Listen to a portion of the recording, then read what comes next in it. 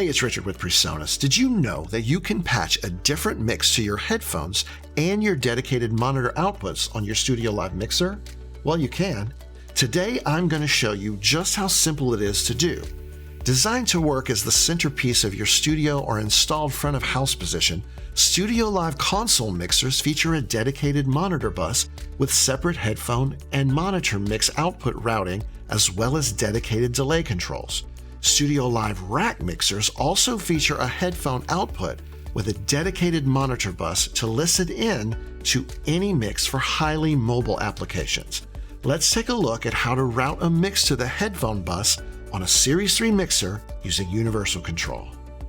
Here we see our mixer in UC. It bears noting that this process will be identical for every model of Series 3 mixer.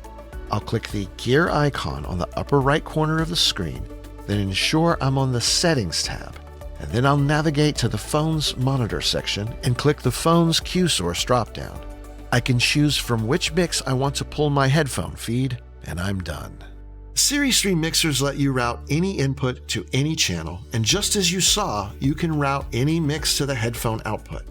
If you have an original Blue mixer, a 32S, 64S, or an SE32, you can also select the Bluetooth input for these outputs. It's just another way that StudioLive Series 3 mixers give you the flexibility you want and need for your live shows and recordings. For more information, go to PreSonus.com or check us out on YouTube. Hey, thanks so much for watching. See you next time.